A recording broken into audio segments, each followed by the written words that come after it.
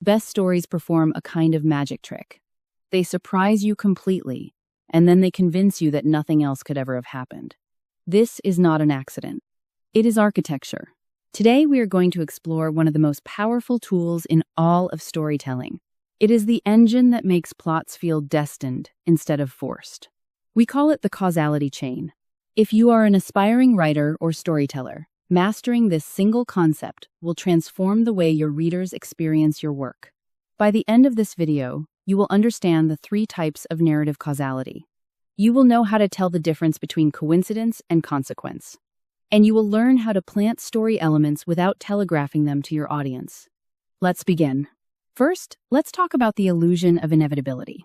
Weak stories feel arbitrary. Events happen simply because the plot requires them. Strong stories feel organic. Events happen because previous events made them inevitable. The reader feels this as the difference between 2 thoughts. The first thought is, the author needed this to happen. The second thought is, of course this happened.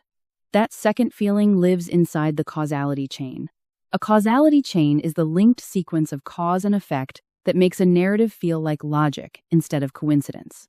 Most writers understand this idea in theory, but in practice, they build chains with missing links. They plant seeds so obviously that those seeds become spoilers, or they mistake correlation for causation. The result is a story that feels contrived when it should feel destined. So let's fix that, starting with the foundation. There are 3 types of narrative causality, and strong stories use all of them. The first type is direct causality. This is simple. A causes B. One event directly produces the next. Consider this example. Marcus left the key in the ignition. While he was inside, someone stole his car. Without the car, he missed the interview. Without the interview, he didn't get the job. Each link connects visibly to the next. This is functional, but it can feel mechanical.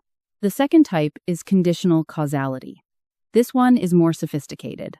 Here, A enables B, but it does not guarantee it. Earlier events create conditions that make later events possible. Consider this example. Marcus's father taught him to pick locks when he was 12, just in case he ever locked himself out. 20 years later, his daughter got trapped in the bathroom during an asthma attack. Marcus opened that door in 15 seconds. The first event does not cause the second, but without it, the second event could never happen. This feels organic because the connection is invisible until the exact moment it matters. The third type is thematic causality. This is the most advanced. Here, A and B share meaning, not mechanism. The events connect through pattern, echo, or symbolic resonance. Consider this example. Marcus watched his father destroy evidence of his mother's affair, burning letters in the fireplace one by one. 30 years later, Marcus stood in his own kitchen. He held his daughter's drug test results in his hand, and he reached for the matches. There is no mechanical connection between these events. But the second moment feels inevitable, because the first one established a pattern. In this family, evidence of betrayal gets destroyed, not confronted. So remember the roles each type plays. Use direct causality for plot mechanics. Use conditional causality for complexity and surprise. And use thematic causality for depth and resonance. The strongest narratives weave all 3 together. Now let's address one of the most common mistakes writers make. It is the confusion between coincidence and consequence. Coincidence is when events happen at the same time without any causal relationship. Consequence is when events happen because of prior events. Here is the rule you must never forget. The reader will tolerate coincidence exactly once and only at the very beginning. After that, everything must be consequence. Let's look at acceptable coincidence first. This is the story catalyst. Sarah was walking past the museum when the alarm went off. She saw a man running from the emergency exit. That coincidence started everything. The inciting incident is allowed to be chance. The reader accepts this as the premise of the story, but now look at unacceptable coincidence. This is what we call plot convenience. Sarah had been tracking a thief for 3 months with no leads. Then she happened to sit next to him on a bus. He happened to drop the stolen necklace. She happened to see it. This feels like the author is cheating. The coincidence serves the author's need, not the story's logic. So how do we fix it? We turn that coincidence into consequence. Instead of the thief dropping the necklace by accident, Sarah's prior actions force the encounter. Let's rewrite it. Sarah had been monitoring pawn shops for 3 months, flagging stolen items and making herself known. When the thief tried to fence the necklace, the dealer was scared of Sarah's attention, so he tipped her off. She found him at the bus station, trying to leave town. It is the same encounter. But now it is consequence, not coincidence. Sarah's own investigation created the conditions for the discovery. That is the difference between a story that feels earned and a story that feels lucky.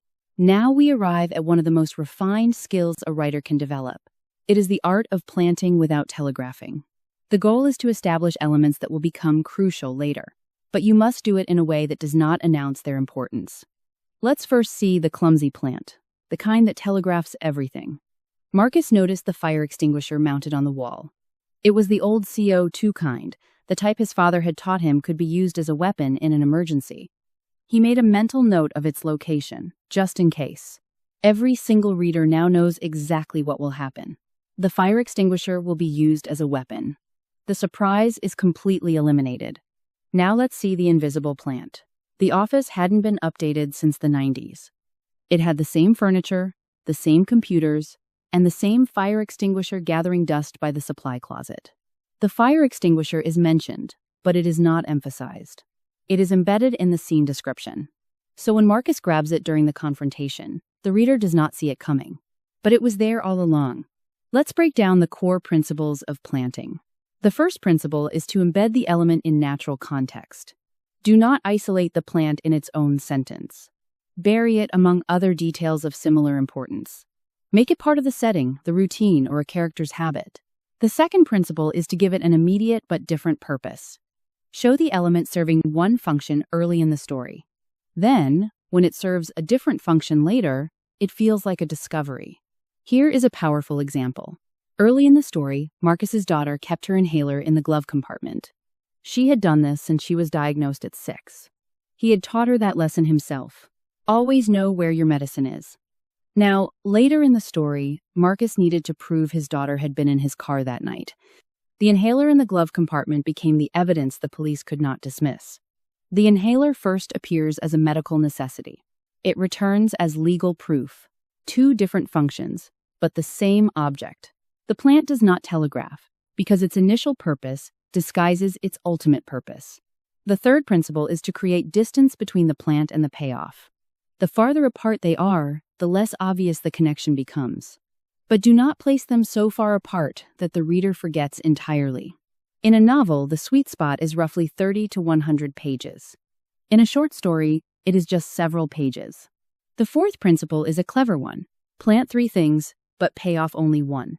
Mention the fire extinguisher, the ceiling tiles, and the emergency exit. Maybe only the exit matters later. The other 2 were real details, not plants. The reader simply cannot tell which details will return. This keeps your story full of texture and genuine surprise.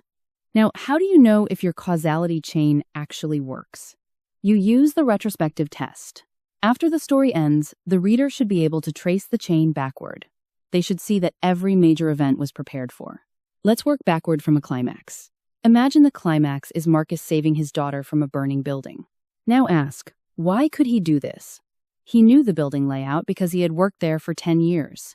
He knew where the fire extinguishers were because of an earlier scene during a fire drill. He overcame his fear of fire because of a subplot about his brother's death. And he had a reason to be nearby because an earlier scene showed he always picked her up from work. Every single answer points back to an earlier story element. If the answer is ever luck or because the plot needed it, then your chain is broken. This brings us to the ultimate goal. It is the inevitable and surprising balance. When this is done well, the reader has 2 distinct experiences. During the story, they feel surprise, tension, and uncertainty. After the story, they feel recognition that all the pieces were already in place. Look at a famous example from Breaking Bad. When Walter White lets Jane die, the moment feels shocking. But then you trace it backward. He had already shown a willingness to kill. He had shown jealousy of Jane's influence over Jesse. He had shown that he prioritized his own goals over individual lives. And he had arrived at that exact moment because of choices he made. It is shocking in the moment. It is inevitable in retrospect. That is exactly the effect you are aiming for. Finally, let's name a common error to avoid. It is called the unearned reversal. This is when a character suddenly behaves in a way that is opposite to their established pattern. And there is no causality chain to explain the change. For example, imagine that for 15 years, David had refused to speak to his father. If he suddenly forgives him with no prior cause, the reader will feel cheated. A reversal must always be earned by the chain of events that came before it. So let's bring it all together. Surprise comes from hiding the connections. Inevitability comes from making sure those connections were always there. Use direct causality to drive your plot. Use conditional causality to create surprise. Use thematic causality to build resonance. Turn every coincidence after the first into a true consequence. And plant your story elements quietly so they feel like discoveries rather than announcements. Master this, and your stories will surprise your readers completely. Then they will convince those readers that nothing else could ever have happened. That is the magic trick. And now you know how it is done.